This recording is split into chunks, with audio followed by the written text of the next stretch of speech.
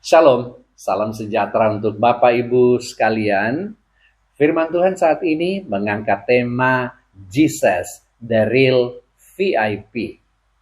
Bacaan Alkitab Ibrani 1 ayat 5 sampai 14.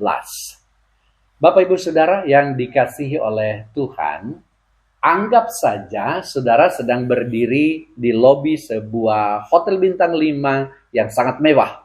Tiba-tiba suasana menjadi riuh, penjagaan diperketat, karpet merah digelar, dan semua mata tertuju ke pintu masuk. Seorang tokoh dunia, mungkin seorang presiden, atau bintang film papan atas, atau atlet legendaris, melangkah masuk. Kita menyebut mereka VIP, Very Important Person. Dunia kita sangat terobsesi dengan status VIP. Status ini memberikan hak istimewa, akses khusus, tempat duduk terdepan, dan pelayanan yang tidak didapatkan orang biasa. Namun, ada satu masalah dengan status VIP di dunia ini. Semuanya bersifat sementara dan terbatas. Seorang pejabat bisa kehilangan jabatannya. Seorang bintang film bisa dilupakan seiring bertambahnya usianya. Hari ini, kita akan melihat sosok yang jauh melampaui standar VIP dunia melalui kitab Ibrani pasal 1 ayat 5 sampai 14. Penulis Ibrani ingin menegaskan kepada kita bahwa Yesus Kristus bukan sekadar orang penting biasa. Dialah sang VIP yang sejati, yang memegang otoritas kekal di atas segala ciptaan, termasuk makhluk-makhluk surgawi seperti malaikat. Poin pertama yang harus kita perhatikan adalah status yang tak tertandingi, yakni anak, bukan sekadar utusan. Ayat 5 sampai ayat 6. Dalam tradisi Yahudi saat itu, malaikat sangat dihormati. Malaikat dianggap sebagai makhluk surgawi yang perkasa dan dekat dengan Allah. Namun, penulis Ibrani memulai dengan pertanyaan retoris yang tajam. Kepada siapakah di antara malaikat-malaikat itu pernah ia katakan, "Anakku engkau"? Saudara, malaikat adalah pelayan, tetapi Yesus adalah anak. Ada perbedaan besar antara seorang pelayan di sebuah istana dengan sang pangeran ahli waris. Pelayan mungkin memiliki kunci pintu, tetapi anak memiliki seluruh rumah tersebut. Coba bayangkan seorang kurir yang mengantarkan surat cinta dari seorang raja kepada rakyatnya. Kurir itu mungkin mengenakan seragam yang gagah dan datang dengan kuda yang cepat. Rakyat akan menghormatinya karena ia membawa pesan raja. Namun, ketika putra mahkota sendiri yang datang, kurir tersebut harus membungkuk hormat. Pesan yang dibawa sang anak bukan lagi sekadar informasi, melainkan kehadiran sang raja itu sendiri. Saudara, Yesus adalah sang anak yang kepadanya segala kuasa diberikan. Dia bukan sekadar utusan Allah, ia adalah perwujudan Allah itu sendiri. Statusnya sebagai anak menjadikannya VIP yang mutlak dalam kerajaan surga. Poin kedua adalah soal otoritas yang kekal, yakni tahtanya tetap selamanya. Ayat 7 sampai 12. Saudara, dunia VIP kita seringkali ditentukan oleh apa yang kita pakai atau apa yang kita miliki secara fisik. Namun Ibrani 1 ayat 7 sampai 12 memberikan kontras yang luar biasa antara alam semesta yang berubah-ubah dengan Kristus yang tetap. Malaikat digambarkan seperti angin dan nyala api. Ayat 7. Mereka adalah elemen yang bisa berubah dan diciptakan untuk tugas tertentu. Sebaliknya tentang Yesus dikatakan, tahtamu ya Allah tetap untuk seterusnya dan selamanya. Penulis Ibrani memberikan gambaran yang sangat menarik di ayat 11 dan 12. Alam semesta ini seperti sehelai pakaian yang akan menjadi usang.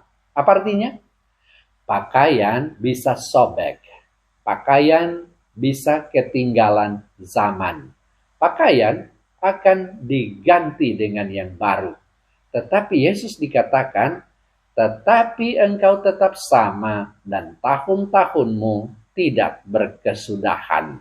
Saudara, kita sering menggantungkan keamanan hidup kita kepada pakaian-pakaian duniawi ini. Kita merasa menjadi VIP jika memiliki tabungan yang banyak, jabatan yang tinggi, atau penampilan yang menarik. Namun, pandemi, krisis ekonomi, atau usia tua dapat melipat pakaian itu dalam sekejap. Yesus adalah satu-satunya pribadi yang tidak berubah. Otoritasnya tidak bergantung pada tren atau situasi politik. Dia adalah VIP yang tidak akan pernah mengalami penurunan tahta. Kemudian yang ketiga, posisi tertinggi, yakni duduk di sebelah kanan. Puncak dari status VIP Yesus dijelaskan dalam ayat 13. Allah tidak pernah berkata kepada malaikat, duduklah di sebelah kananku. Dalam budaya kuno, duduk di sebelah kanan raja adalah posisi kehormatan tertinggi. Posisi di mana seseorang berbagi otoritas dan kuasa penuh dengan sang raja. Malaikat di sisi lain disebut sebagai roh-roh yang melayani, ayat 14. Mereka diutus untuk melayani kita, orang-orang yang harus menerima keselamatan. Coba renungkan ini. Yesus yang adalah VIP sejati duduk di tahta. Justru memerintahkan para malaikatnya untuk menjaga dan melayani kita. Seringkali kita merasa tidak berharga. Kita merasa seperti orang biasa yang tidak terlihat di mata dunia. Namun, karena kita milik Kristus, sang VIP itu, kita mendapatkan perlindungan surgawi. Malaikat-malaikat Tuhan bekerja untuk kepentingan mereka yang percaya kepadanya. Ini bukan karena kita hebat, tetapi karena Yesus, sang kepala kita, adalah yang terutama. Bapak Ibu Saudara yang dikasihi oleh Tuhan, mengapa mengetahui Yesus sebagai VIP itu penting? Mungkin Anda bertanya, mengapa saya perlu tahu bahwa Yesus lebih tinggi dari malaikat? Ada 3 alasan praktis bagi kita saat ini. Yang pertama, fokus ibadah yang benar. Banyak orang sering terjebak dalam rasa kagum pada mujizat, pada perantara, atau bahkan pada sosok manusia seperti pendeta dan tokoh agama. Penulis Ibrani mengingatkan kita, jangan menyembah pelayan, sembahlah sang anak. Jangan terpaku pada kurir, fokuslah kepada sang raja. Kedua, keamanan di tengah ketidakpastian. Karena Yesus adalah VIP yang tahtanya kekal, kita tidak perlu takut akan masa depan.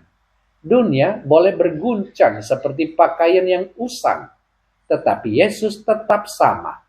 Harapan kita berpijak pada pribadi yang paling berkuasa di seluruh alam semesta ini. Yang ketiga, identitas kita di dalamnya.